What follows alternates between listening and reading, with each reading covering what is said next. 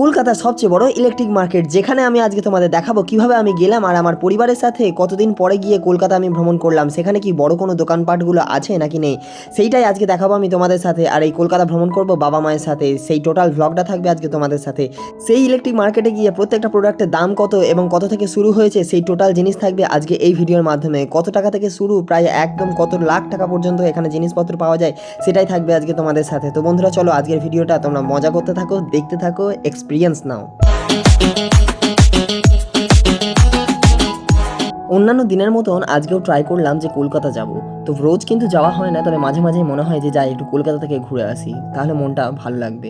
তো হ্যাঁ, সকালবেলা 8:12 ট্রেন ধরে সোজা চলে গিয়েছিলাম হাওড়া।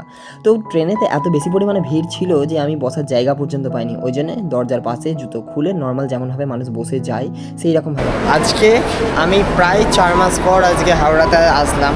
4 মাস পর হাওড়াতে এসে ঠিক একটা কারণের জন্য এই ভিডিওটা করছি, সেটা হচ্ছে এর তলাতে কোনো রকমের দোকানপাট আছে নাকি সেটা দেখার জন্য, এবং হাওড়া ব্রিজের বাইরেটাতে কোনো রকমের কিছু দোকানপাট বসেছে নাকি সেটা দেখার জন্য আমি জাস্ট একটু ভিডিওটা করছি।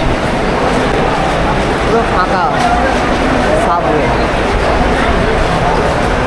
পুরো ফাঁকা, মানে এই জায়গাটাতে যে পরিমাণে ভিড় থাকে, ছোটোখাটো দোকান আছে, কম বেশি আছে, তো আগে যে পরিমাণে ভিড়টা থাকতো সেই ভিড়টা নেই।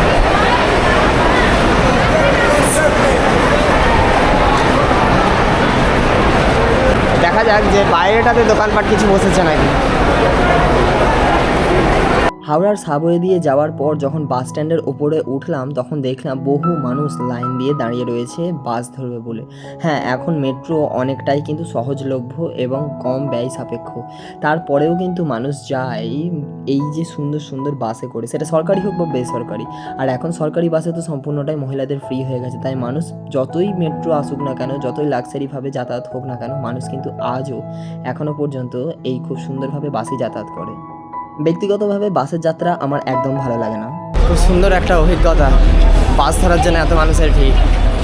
এই হচ্ছে আমাদের রবীন্দ্র সেতু, দ্য গ্রেট হাওড়া ব্রিজ। এখন হাওড়া ব্রিজ দিয়ে হেঁটে হেঁটে মা, আমি, বাবা তিনজনেই যাচ্ছি। এই হাওড়া ব্রিজেই গতকাল একটা সিনেমার শুটিং হয়েছে, সাই পল্লবী এবং বিজয় সেতুপতি, এদেরই একটা সিনেমার শুটিং হয়েছে।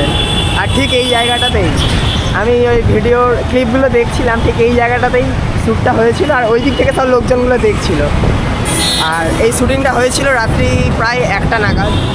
সেই টাইমটাতে মোটামুটি ফাঁকা ছিল, ওই জন্যই শ্যুটিংটা করতে পেরেছে। আর সকালবেলা হলে তো একটু জার্নিটা বেশি হয়ে যায়, এত গাড়ি ঘোড়া, তখন মেনটেন করাটা একটু চাপের হয়ে যায়। তো রাত্রেবেলা থেকে শ্যুটিংটা করেছে। আর যদিও এটা একটা গানের শ্যুটিং চলছিল, তো কোনো একটা রোম্যান্টিক সিনে জাস্ট কিছু ফিউ সেকেন্ডের হয়তো টেক নিয়েছিল, এখানটাতে দেখলাম। ভালো লাগলো যে আমাদের কলকাতাতে এই হাওড়ার ব্রিজে আসছে সব নামি দামি সেলিব্রিটিরা, দক্ষিণ থেকে, বাইরের জায়গা থেকে সব আসছে আমাদের কলকাতার এই হাওড়া ব্রিজ দেখার জন্য। হাওড়ার ব্রিজটা সেদিন সেরকম ভিড় না থাকায় পুরোটা কিন্তু মোটামুটি ফাঁকার উপর দিয়ে দেখছিলাম, বেশ ভালোই লাগছিল। জোরে অফুরন্ত হাওয়া দিচ্ছে, বর্ষাকাল। আর সেই রকমই একটা সিদ্ধান্ত নিতে নিতে এবং রাস্তাঘাট দেখতে দেখতে চলে আসলাম ইলেকট্রিকের যেই মার্কেট আছে সেই মার্কেটে। সেই ইলেকট্রিক মার্কেটে গিয়ে দেখলাম আপাতত ঘড়িতে তখন 11টা কি 11:30 বাজে, তখনও মোটামুটি ইলেকট্রিকের সব দোকান খোলেনি। তাই ফার্স্টেই যেই দোকানটা দেখতে পেয়ে গিয়েছিলাম সেই দোকানটাতেই দেখলাম।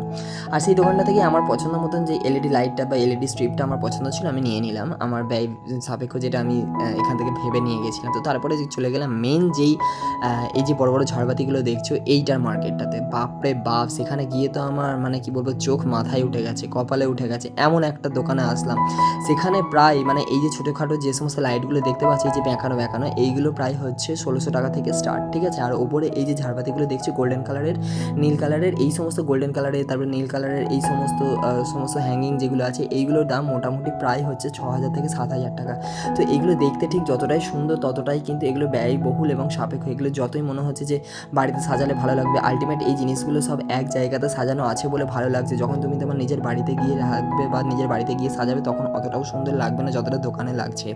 তো এখানে দেখো সবকটা গোল্ডেন কালারের আছে, তাই কতটা সুন্দর লাগছে। আমি ফার্স্টে ভেবেছিলাম যে এখান থেকে একটা নিয়ে গেলেই হয়, তো দাম যে পরিমাণে বললো আমার মনে হলো যে না, যেদিন আমি অনেকটা বড়লোক হয়ে যাবো, যেদিন এগুলোকে এফোর্ড করতে পারবো, সেই দিন হয়তো নিয়ে নেবো। তো যাই হোক বন্ধুরা, এই ছিল আজকের 1 নাম্বার টপিকের ভিডিও। তোমাদের কেমন লাগলো? এই ভিডিওটা ভালো লাগলে লাইক শেয়ার কমেন্ট করে পাশে থেকো। দেখা হচ্ছে পরের ভিডিওয়ে। আবার যে আমরা ওখানে গিয়ে খাওয়া দাওয়া করেছিলাম, সেই খাওয়া দাওয়া আরও সব বিভিন্ন রকমের হোটেলে, সেই সমস্ত ভিডিও আসছে পরবর্তী ভিডিওতে।